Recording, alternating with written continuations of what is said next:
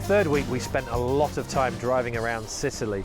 We had to cross half of the island to get down to the car ferry to Malta, and then the other half to get back around to Palermo. It was a really great experience. We went to Taormina, Syracuse, and then on to Palermo. We had a cookery class.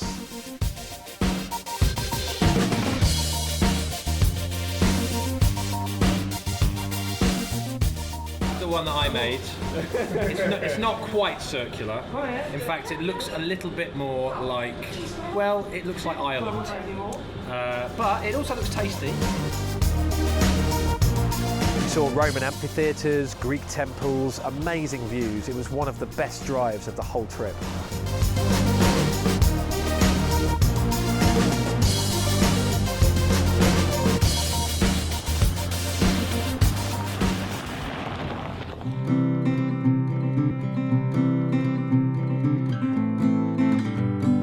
After disembarking our 20-hour ferry from Rome to Barcelona, we went to a brilliant restaurant called Moritz, which was the first ever brewery in Barcelona, and now it's one of the funkiest restaurants in the city.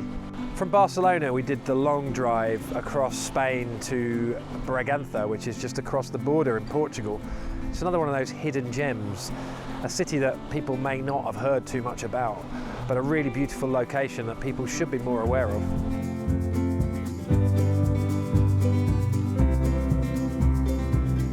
Just before dusk. We've just driven all the way from Bragança in the north of Portugal, and we're now over the border in Spain in the Basque Country. We're staying the night tonight in a 17th century village called Villabuena de Álava, which is in the hills above San Sebastian. And when they said we were staying in this cute little village, we didn't expect to be staying somewhere like this.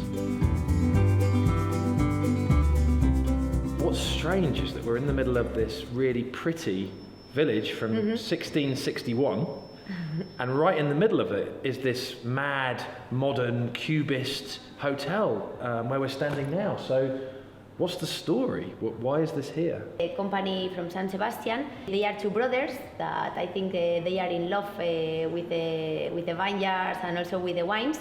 They decide to do a modern hotel here in Rioja Alavesa. We're in San Sebastian this morning, just about to cross the border into our 29th country, which is France. The weather's turned on us a little bit, but we're in good spirits here, just above the town. It's early morning. We've got another long day of driving ahead.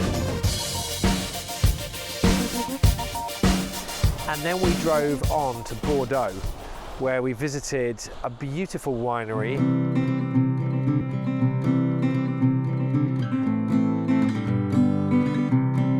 We visited the winery Chateau Smith Ut Lafite, a 78-hectare vineyard which has been producing wine for 650 years. Annually, it produces 10,000 cases of red wine and 3,000 cases of white wine. Can you tell us about the modern technology that you use here today in the vineyard?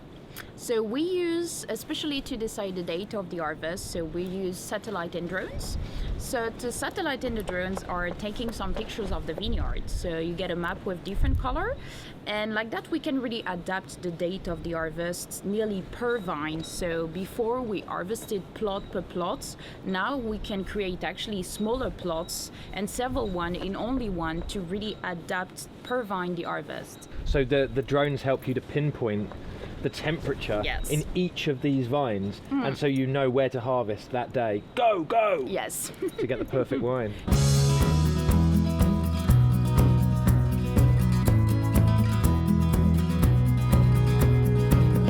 We then drove the short distance to Bordeaux city centre and visited the brand new museum dedicated to wine, La Cité du Vin. A multi-sensory experience embracing cutting-edge technology and interactive exhibits, the multi-million-pound museum opened at the start of June. We spent hours exploring the space-age building, a fun take on everything wine-related, from science to history, religion to politics. The museum is seriously state-of-the-art, like Jurassic Park before the dinosaurs start running riot. So these guys here at Cité du Vin sent a crew around the world for 2 years, collecting content from every wine producing nation on the planet just for this museum, this cultural centre for the world's wine.